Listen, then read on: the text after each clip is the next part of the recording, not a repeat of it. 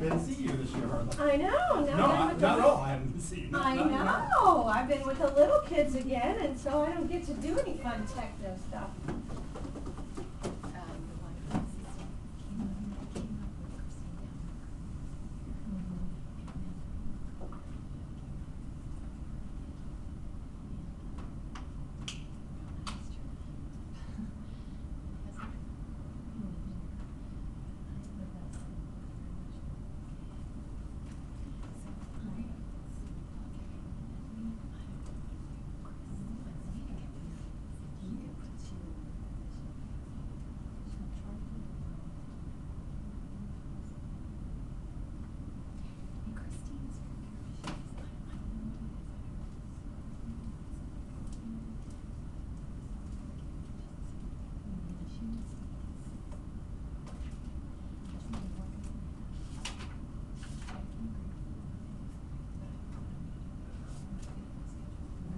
You know, and so then we can, okay, so anyway, we gotta continue.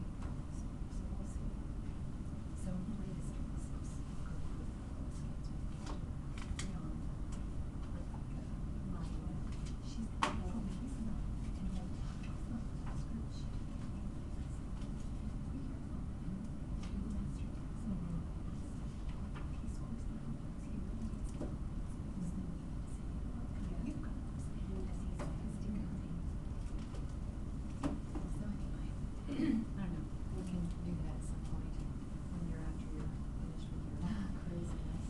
after spring break, it might be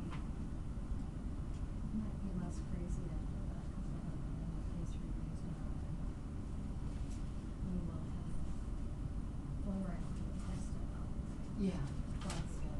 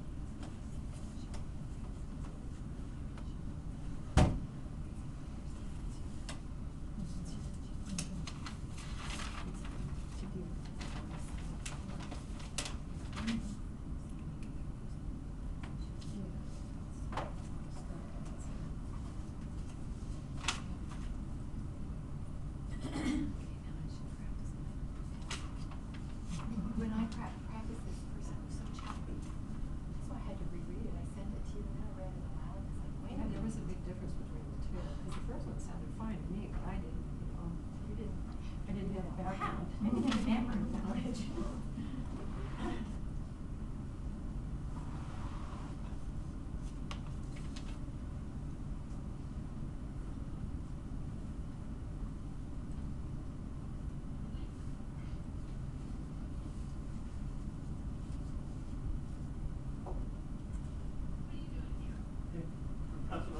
know, we're back in the corner for everybody looking up first. Yeah. It's okay.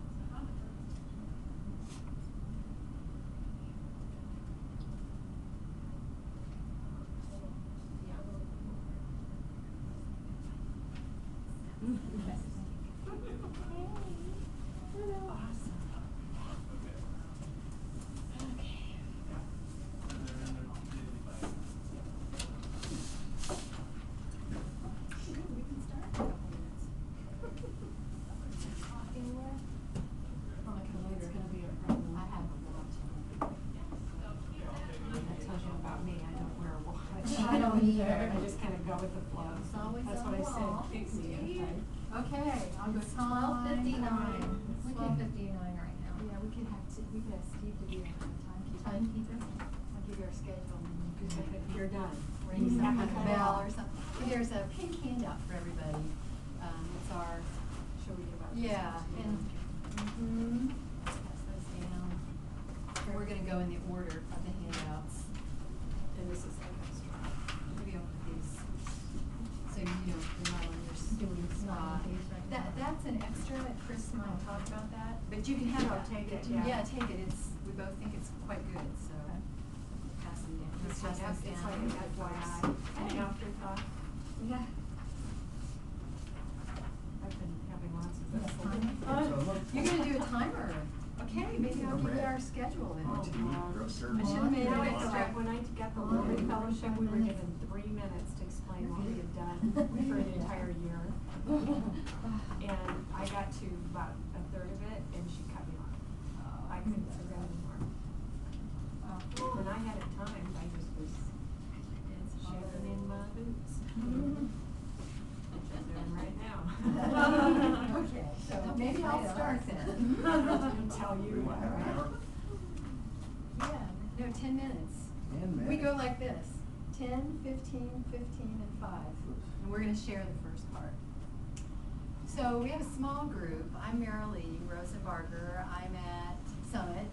I'm Chris Stewart, I'm at Childs. I used to be at Clear Creek in Lakeview, but given in history. And I used to be at Binford and Tippletown. So I would like to know who you are since we have time. So do you mind telling us who you are and where you're from? My name's Shane Gibson. I'm at Templeton. Right, great. Missy Douglas at Clear Creek. Angie Landgrave at Clear Creek. Rhonda Caldwell, Summit. Steve Love, Summit. Great. And who's this strange lady? And this strange lady. We have one of these handouts.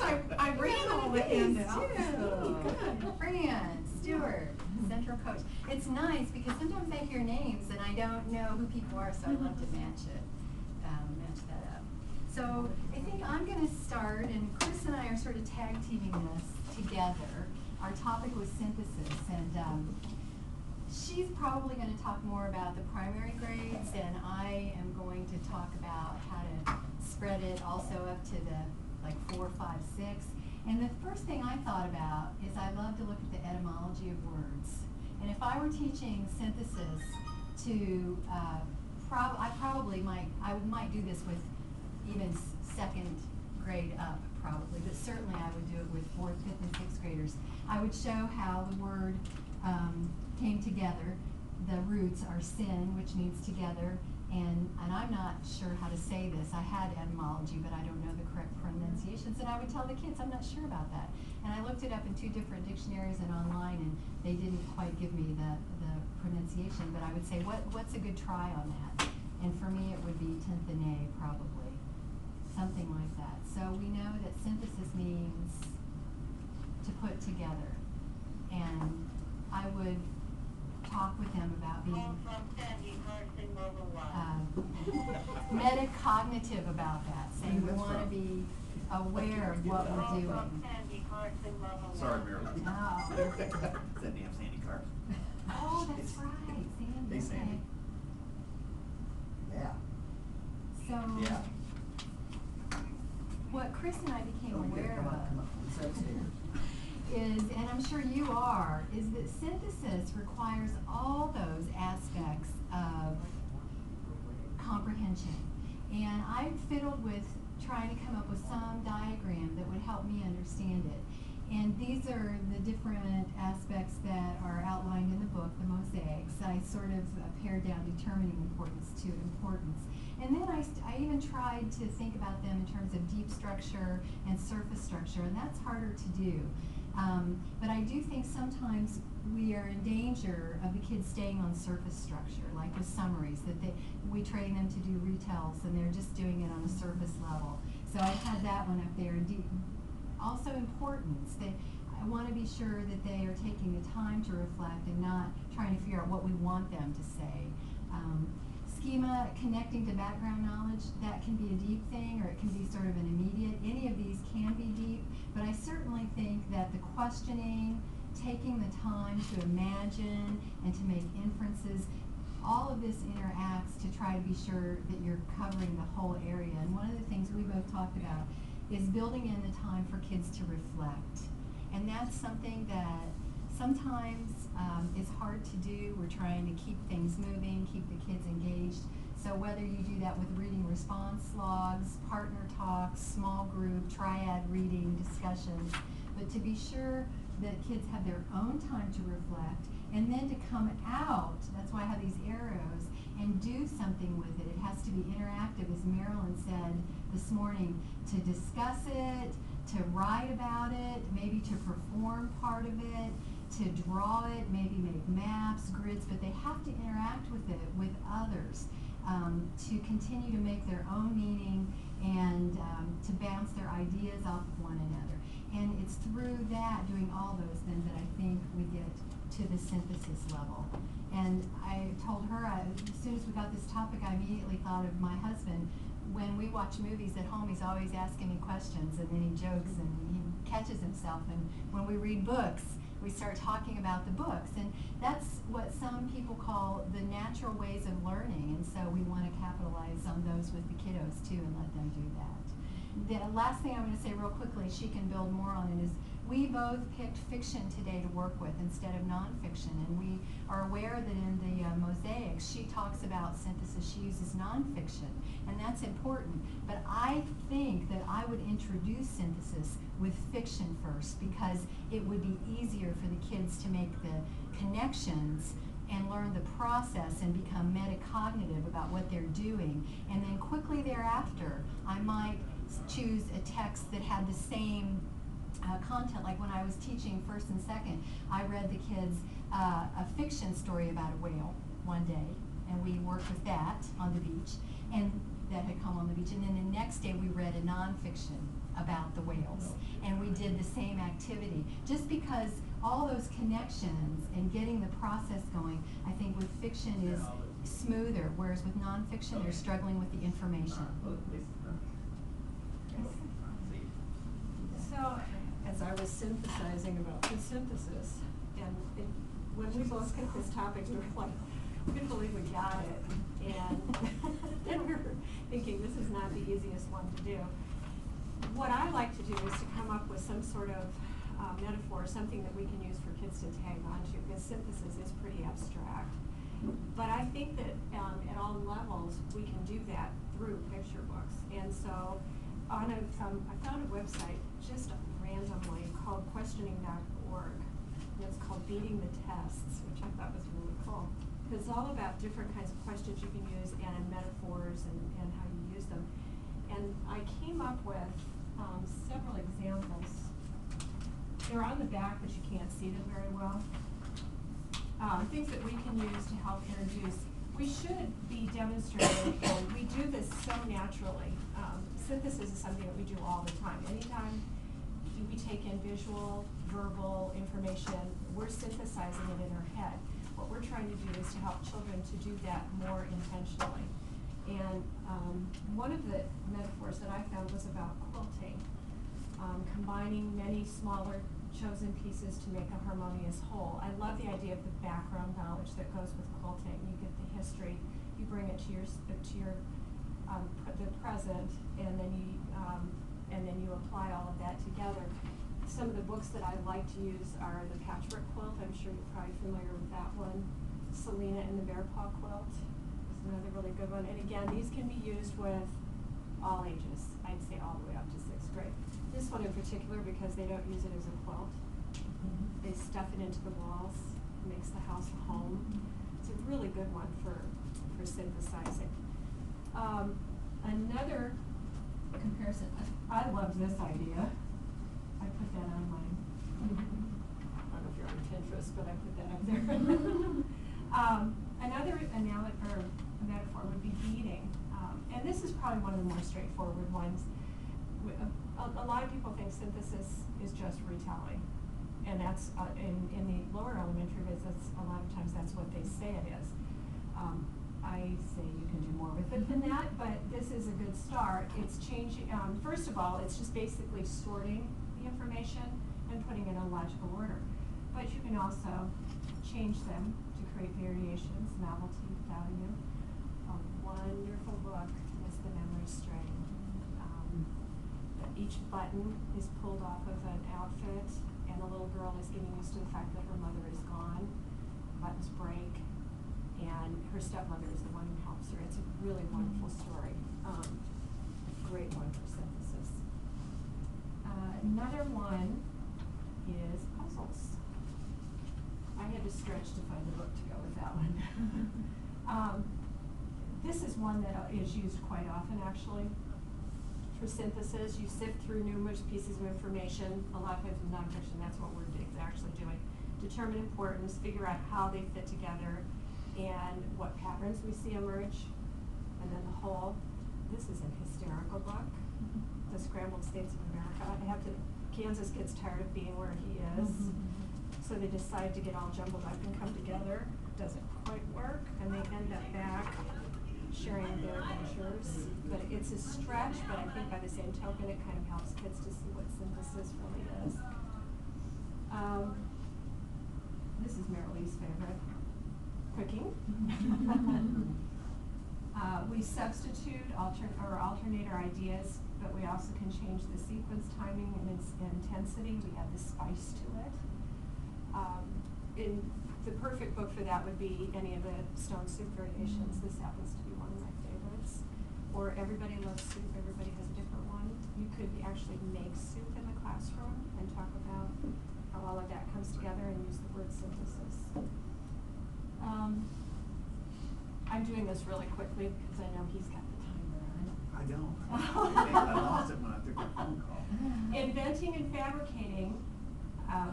I found a funny little story about Benjamin Franklin. He couldn't see to read, got tired of taking his glasses off and on, and so he took 2 pairs of glasses, cut them in half, and put them together and invented bifocals.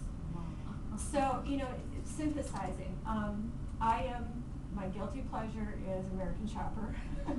I don't know if anybody's watched that, but Paul Jr. took an STS, actually he and his dad both did in separate, they had a contest, and this is what he came up with.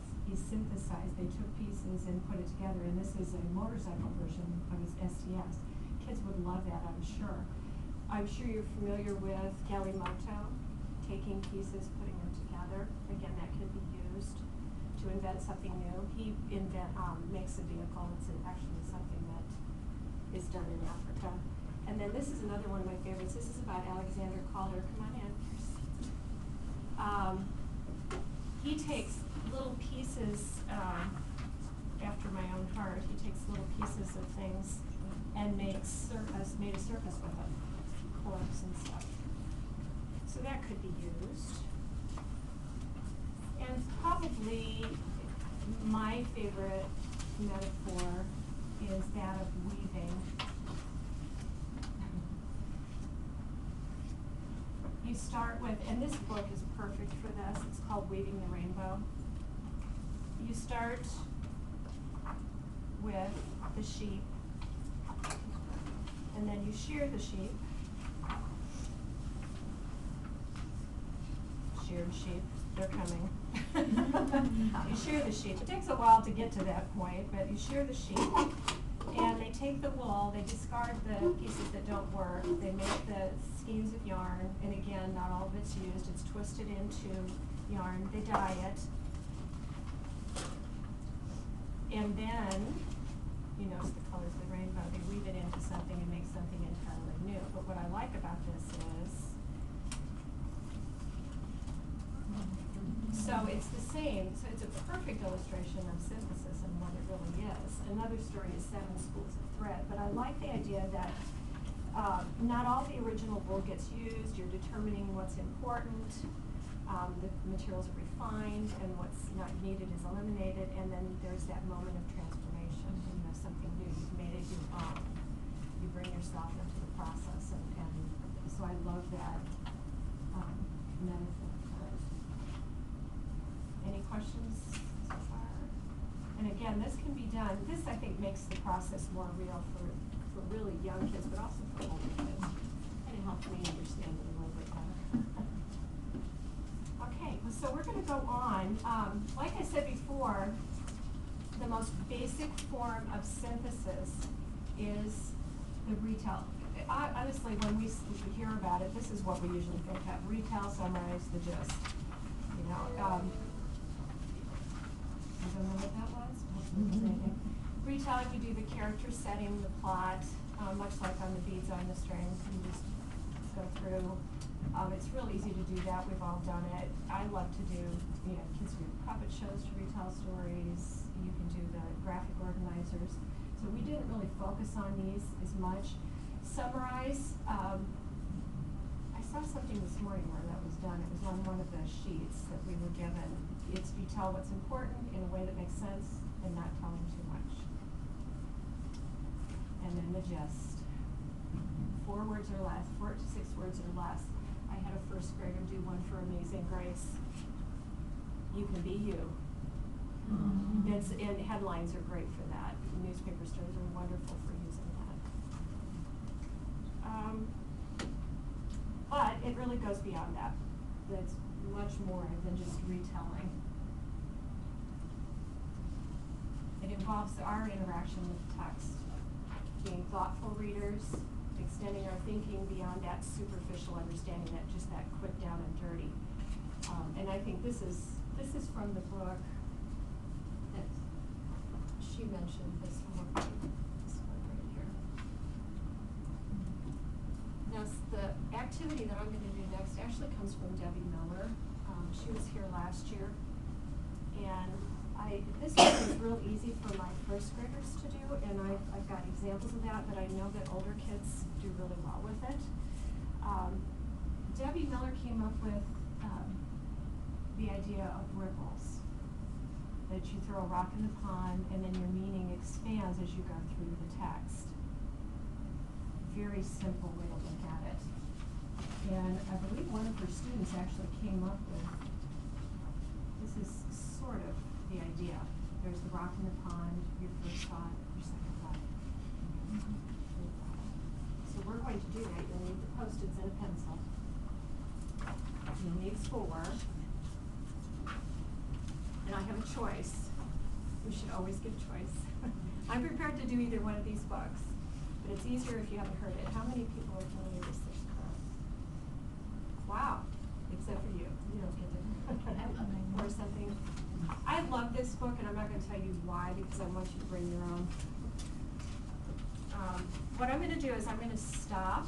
And again, I would model this all year long before I would actually have the kids do it. Model it, model it, model it. And I do it right from the beginning of the year. I do it with nonfiction and I do it with fiction, both. And I'll stop and say, gee, I'm thinking, and then I'll go on. Way before I'll have the children start writing. But this is called Six Crows, Leone, and it starts this way. When I get to I'll tell you what to do when we stop. In a peaceful valley at the foot of Balabar Hills, a farmer cultivated a field of wheat. The soil was fertile and the spring rains had been gentle. Life would have been good and happy were it not for the 6 noisy crows who nestled in a tree nearby. Just when the wheat was about to ripen, the crows descended upon the field and pecked away at the tender grains. Now what I want you to write is, I'm thinking, and then finish that on the first Post-it.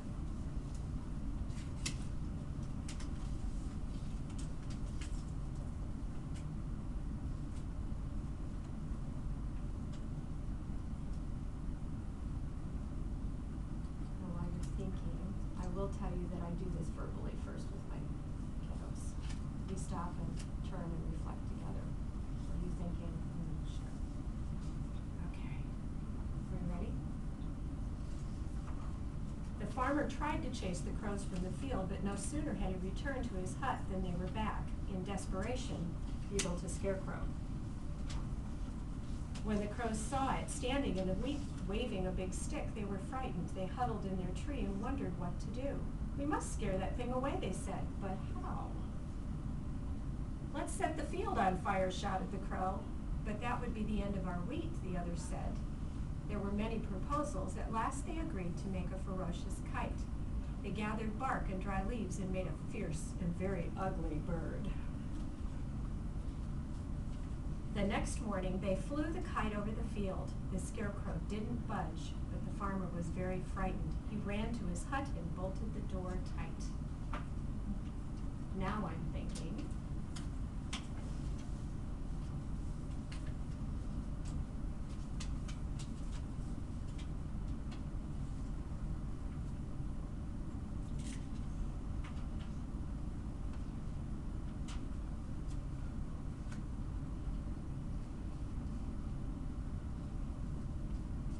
where you stop in the book is totally up to you. When you're done. Okay, I'm gonna go ahead if everybody's pretty much. I must build a scarier scarecrow, he said. Soon a giant figure brandishing 2 swords stood in the wheat field. Its angry mouth seemed to grunt. That should do it, said the farmer. But when the crows saw the new menace, they gathered more bark and more leaves and built an even larger and more ferocious kite. They flew it over the field, back and forth. The farmer was so scared that he didn't dare leave his hut. Now I'm thinking.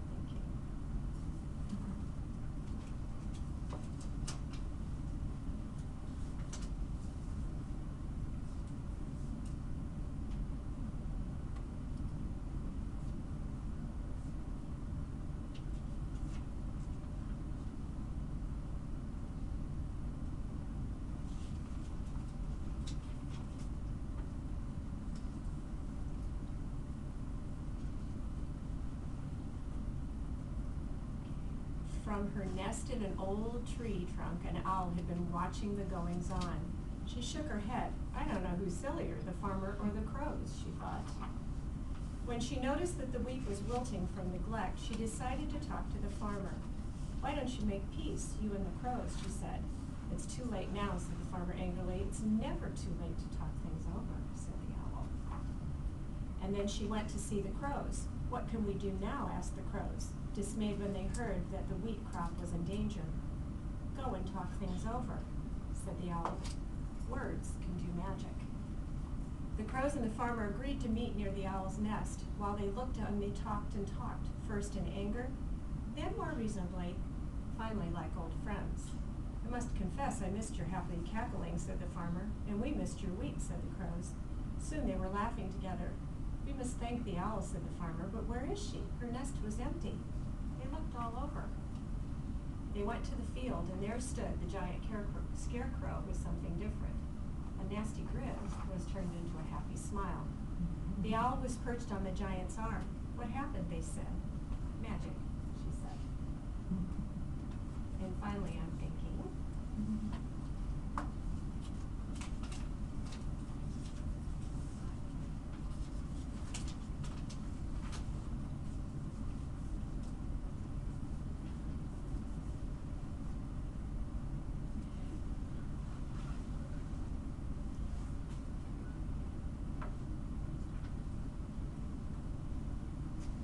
what did you notice happen as you were doing this?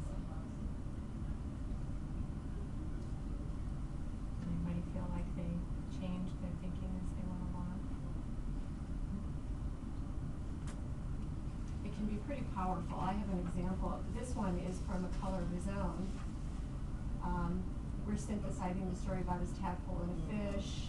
Now we're thinking it's a frog leaving his friend, going out to see the world. He's going out to see his friend. We're thinking the story is about friendship. They've come to a clearer meaning of what the story is about. You can do this. I saw some of you put them directly on that paper. That is one way to do that. There is another form where you use a wheel and start with the first, what you're thinking about, and then it grows. For those of us who like to write in circles. Kids would love that, just for something different. I have an example from the book, The Cello of Mr. O. This is I love using books with a lot of heart in them. This was a first grader who said, wait a minute, she did a prediction first, what she thought the book was about. There's a girl that has a neighbor that owns a cello that has a beautiful sound. As she's going through, quick, run, there's a war going on. This was on her independent text, by the way. She was using this in her daily 5, and this was her strategy she was working on. I think Mr. O doesn't like children that much. Yeah, she just went on and children are making fun of him, just really random comments. But then, toward the end, she said he gave them courage. He gave them courage by playing his cello so they wouldn't be scared. So that was her final, you know, you could just see that going through. And I really enjoyed watching her do that. Something that you can do with that as you go is children can put these on a poster and put their final synthesis. You can use the sheets. I've used sentence strips before and just had them line them out and share them. And that is the most powerful part of it, is coming back together and sharing what they've done and talking about it and what their perception is, because everybody has difference. And they have to provide evidence from the text. You know, why did I think this? That always goes along with that. Now, and what I like is for us to have ways for kids to share. This is it's a questioning map, which is, you know, one of those strategies, but we can pull that in. If they write a post-it that says, I am wandering, not wandering, I'm wandering right now, they can write what they think are the answers to that question, get together as a group, and then now I am thinking, you know, what is it and this is what this is. Each child posted, we read how the story of Ruby Bridges. They each posted a wonder, and then everybody went around and read their I wonder, and they each responded, and then they came back and drew their own conclusions. So it became a social event, but very easy to do. It took no paper other than posters. And it was interesting to watch them read each other's comments and then say, but why did you think that? You know, and they go back in the text. So that's a really powerful way to do that. I have a friend, this shows an example. This is actually from the Debbie Miller book, I think. This is another way that I like to have children respond with, they're like stems. I think, I noticed, I like, I learned. This is an after reading strategy. I wonder.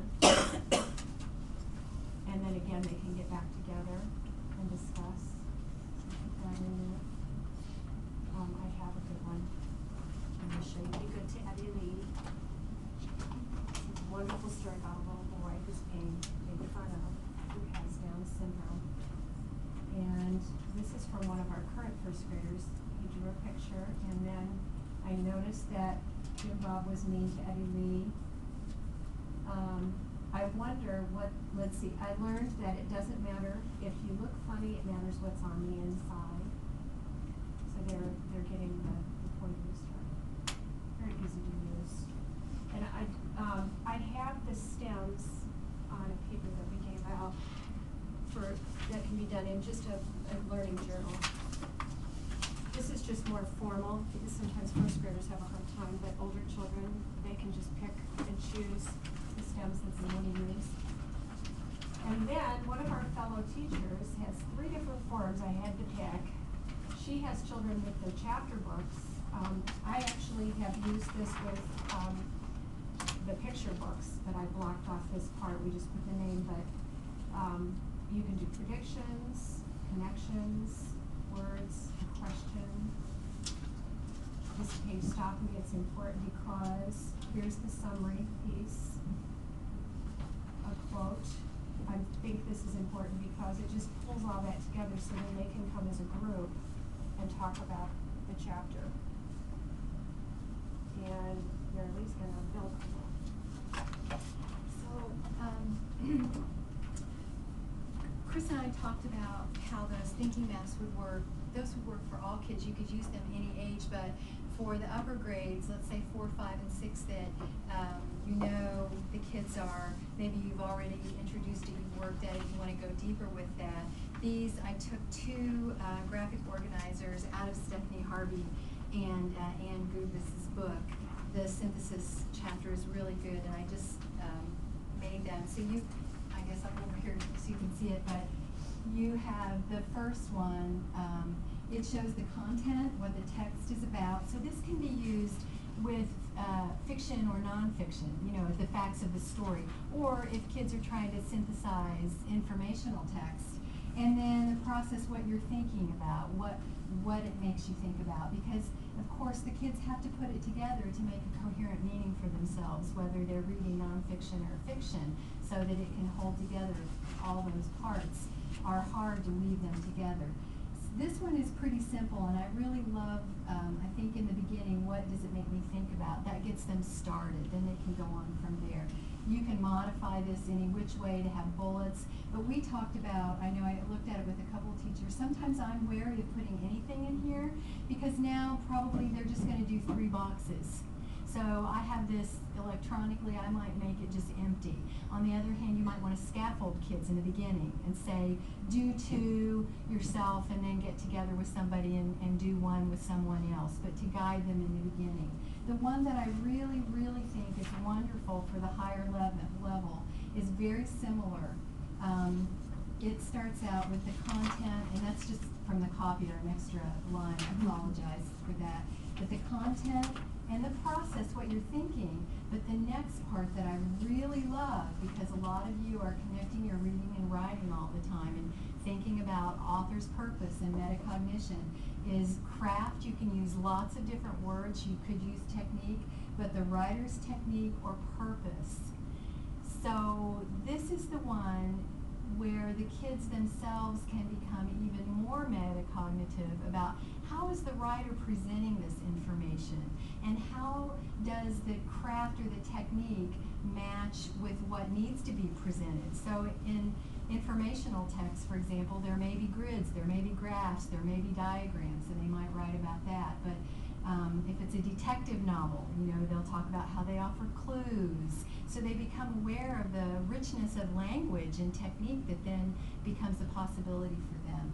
And what I wanted to do today, I had a lot of fun thinking about a text to do that with you, to use, because I wanted to pick a text for higher level grades where the main characters are having to synthesize information themselves. So the kids could be watching how the character is synthesizing the information perhaps, and how they are. So you could cross this out too. You could also change it. You could have the content, and then you could have something like my thinking, and then you could have the characters thinking. So you can really expand on that and invite the kids also, so they're looking at it from several angles.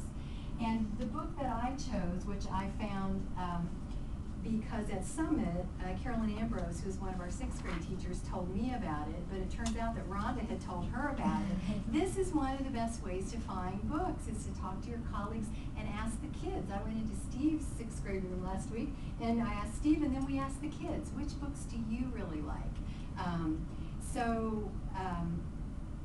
I'm going to read from this one, and I'm going to give you a summary of where they are so far, and then in your handout you have one of these, and you actually have 2.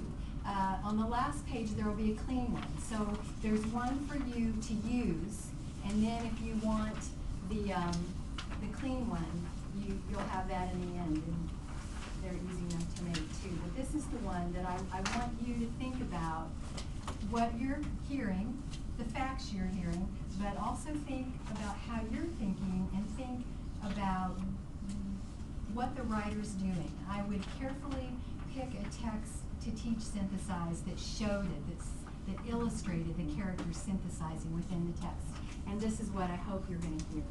So this is from Stolen Children by Peg Carrot. I'm going to give you a summary and then read. The summary up to this point, it's really hard to pick the passage. 14-year-old Amy has just finished her summer babysitter certificate class when she is called to babysit for 3-year-old Kendra, the daughter of a wealthy couple. Amy accepts the job and reminds herself that this is an opportunity to prove to herself and others that she's responsible. Amy's father was killed earlier in the year in a car wreck on his way to work. The morning of the accident, Amy and her father had had an argument. The day before the accident, out-of-town family had visited unexpectedly, and Amy, distracted by the visit, had forgotten to care for the neighbor's dog after school. Amy's dad had been disappointed in her. Her dad was gone, but Amy still yearned to rebuild her sense of being trustworthy. She also wanted to help her mom by earning some money. Babysitting was one way that she could do both. As fate would have it, on this first afternoon of babysitting, 2 men arrived. While Kendra was napping and Amy was also dozing, the men snatched Kendra. They wound up taking Amy too to a remote cabin. Once again, Amy felt irresponsible. She determined to protect Kendra and to save them both. The kidnappers recorded a DVD every day to show that the girls were okay, while they set up the ransom request. Little did they know that Amy had been inserting clues into each DVD, charade style. She had written a story called Winning Secrets that included such clues. There had been 2 DVDs sent with clues indicating the color and make of the vehicle and implicating the former nanny who was involved with planning the kidnapping. But no one had come to find them. Maybe no one had understood the clues. It is now day 4. Amy decides that she must do more to save herself and Kendra. One of the kidnappers is getting antsy and is volatile. Amy realizes she must get the gun. So this is where you can start your processing. That night, Amy got under the blanket with Kendra, then watched Hugh as he lay down with his own blanket.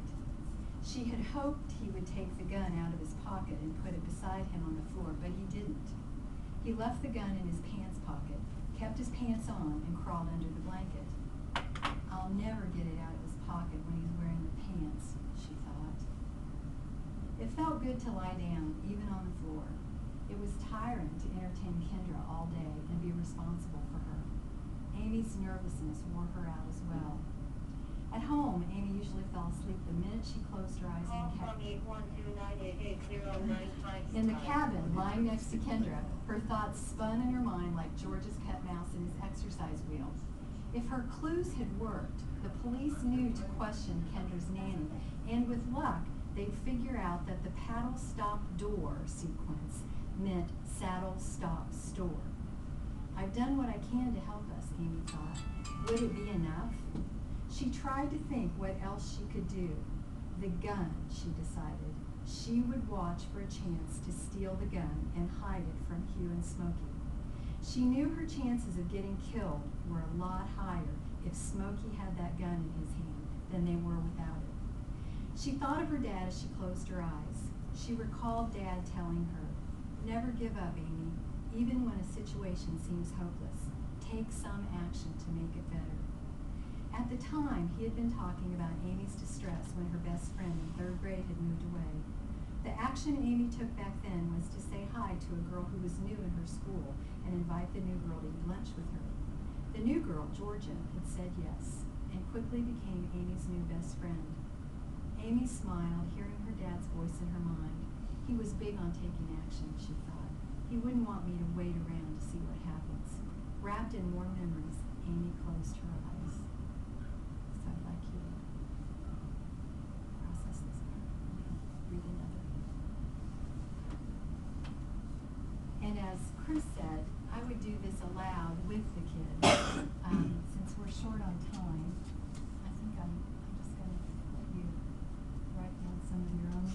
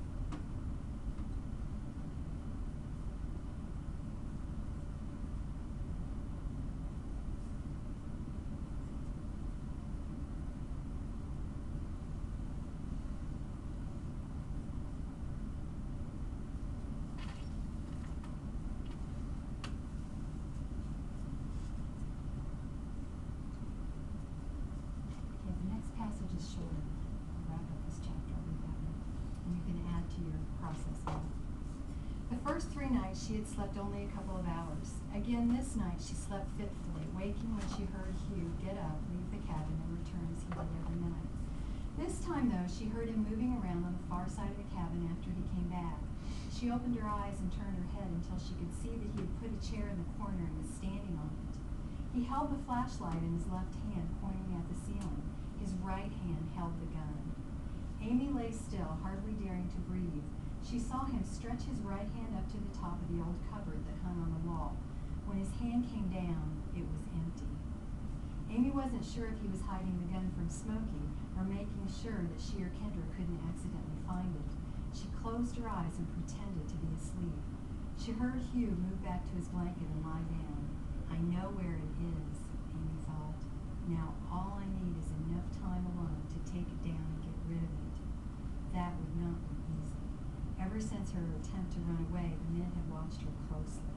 She estimated it would take her about 10 minutes to retrieve the gun, carry it into the woods, dig a hole, bury it, and return to the cabin. Amy doubted she would ever have that much time unless she tried to do it in the night. She considered that, but it seemed too risky with both men sleeping in the cabin to move the chair and climb on it, and to take the flashlight outside. One good thing, Smokey probably didn't know where the gun was. He couldn't grab it in a spontaneous fit of rage and pull the trigger. Beside her, Kendra whimpered in her sleep. Amy patted Kendra's back, soothing her as she tried to figure out some way to be alone long enough to get rid of the gun. So I'll just give you a minute to maybe write a few more thoughts. And I think what I would tell the kids is, in either one of these categories, it's not linear. You don't have to do the first one, the second one, and then the third one. It might help some of us to think about the writer's technique first. What's the writer doing? Just find the place where you have an idea.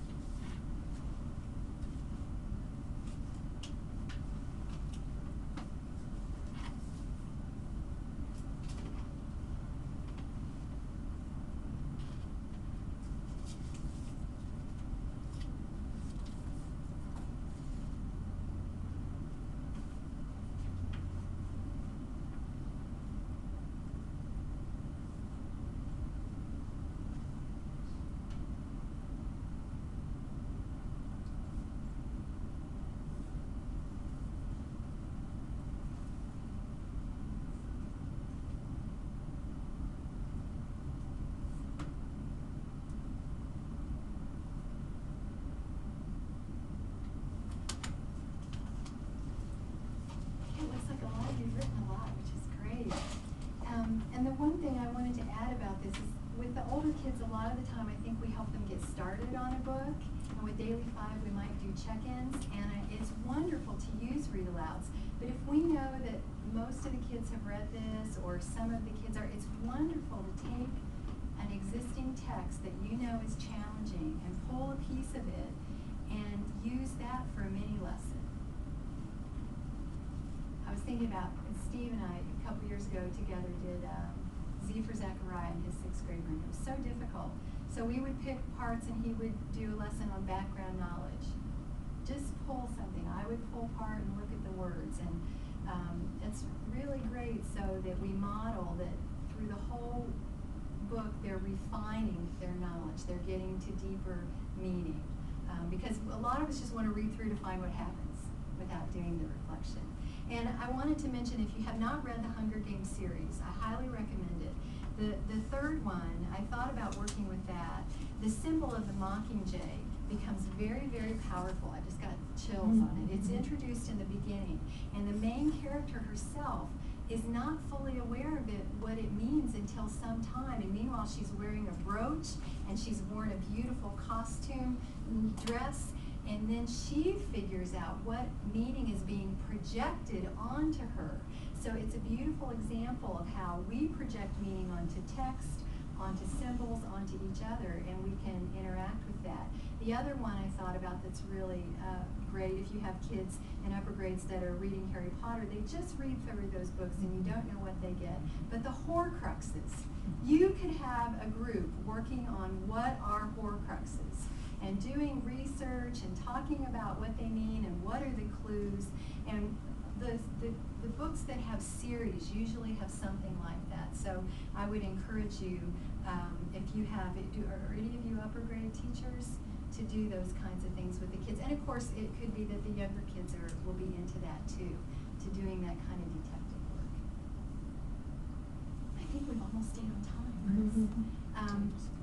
The last thing, I know, I mean, I feel better. It's hard for me to have you do something and not have you share out. And I wondered, was it hard for you when you did the thinking mess? It's like we want you to share out.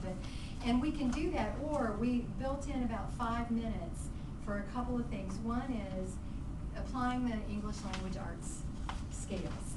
We talked about this, about how the synthesis level, you know, we both, as coaches, have been going to the mapping work sessions, and a lot of the time we say, what's a 4? Okay, 2, they have it at the basic level. 3, they're really proficient. What's a 4? Well, there are all kinds of synthesis in literature or in nonfiction. I don't know if it's still up. If the kids can show, perform, write, diagram, if they can show you that they can put all that information together, and I think you had a nice way of saying it, a 4 is when the kids are doing more, we're doing less. They're showing us what they know, they're teaching each other. So I would encourage you, at whatever grade level you're at, that synthesis is getting to meaning and being able to tell or show us how they got there. Because when they can articulate it, in a way they become aware of their own capacities and techniques and strategies to learn, and that will serve them, and they can share those with others. So I just thought that might be really important to mention that, because getting to any piece of this and doing it well might be a 2 or 3. But to get to that 4 level, we want to see that the kids really have that. It doesn't mean doing more. It doesn't mean doing the next grade level. It means whatever content they're with, you know they really got it and can show you that. And when they can teach someone else. Absolutely, absolutely. Either peer or, you know, being the teacher is so critical in understanding that. That's when we really learn it, is when we teach it. And that's what I meant by show it, whether they say, this is what it meant to me, this is what's important, this is what I learned about the writer, and then they can show it through some kind of a graphic, or they can do a skit, or they can do a writing piece. And so I think on the back of that last clean one, we had prompts for reading response logs. And, you know, I love these to be fairly general, because some of you have lit logs, some of you have reading response logs, some of you have journals. I'm a real fan of having things bound or in a journal or a folder so they're not once and done. And so the kids can look back on all the things they have, they can read their own texts, get them out again, show them to each other. And these are lots of ideas that are general so that they could be applied grades K through 6, and you could modify them or extend them accordingly. And I think the main thing is this some open-endedness of it, what we always used to call open-endedness, because that's where differentiation happens. You make it possible for the kids to show and work at their level, and also give the challenge to extend it and for them to show others. And I think the bottom ones are probably the more difficult and better for the higher kids, the read like a writer and showing their evolution of thought and being being aware of that and being able to use the academic vocabulary. But I loved it on yours when the kids wrote, "We are synthesizing." You know, that's really precious. So that's all we have, and on the back is a clean one for you. And we have probably about, I don't know, 4 minutes for discussion or comments or breather.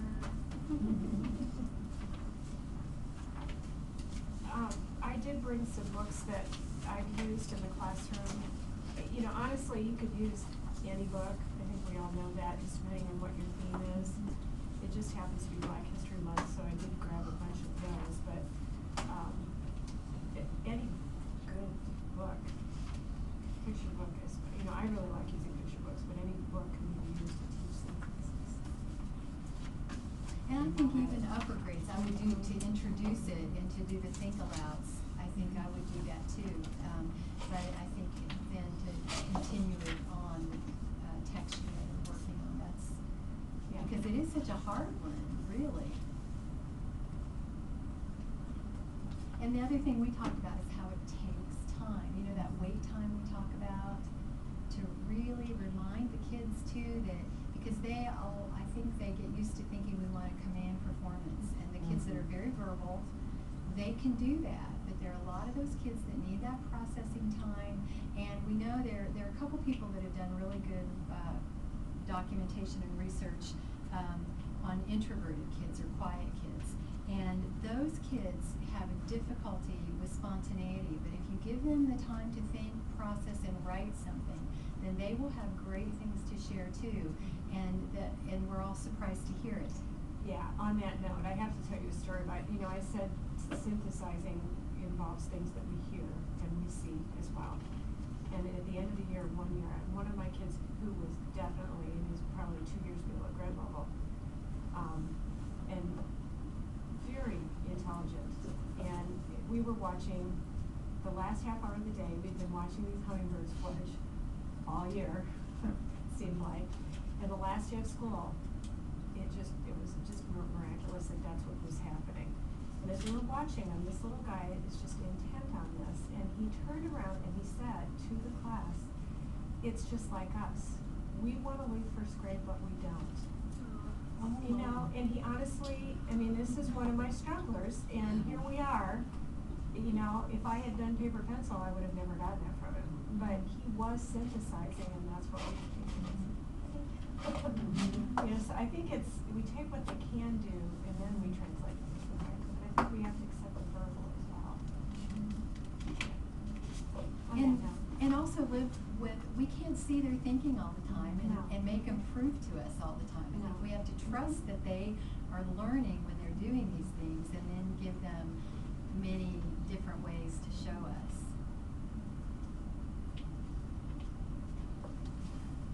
Synthesizing is definitely the hardest to Yeah. teach. We just had this conversation because last night a bunch of the teachers were standing in the hall and they were trying to figure out the difference between inferencing and synthesizing. And I said, it's fine line. I do think that it's very interesting, because I did read somebody, and I can't remember who it was, but I think it was in the Keene book. She said it happens after the movie, and I thought, some of it does, but it's going on. But I think getting to the clarity of it reminds me of, sometimes I see a movie that I'm not really sure is very good, but if I keep thinking about it, if it keeps coming into my mind, or if I read a book or somebody does, and we keep referring to it, that's when you're getting to some synthesis. Well, the social aspect is Right. Alrighty. Good job, Good ladies. luck, Thank you. Thanks, timekeeper. That lets it down, didn't it? Like, I don't know what to say now. But I did turn my phone It's a on. good tool. Yeah, just gotta keep on.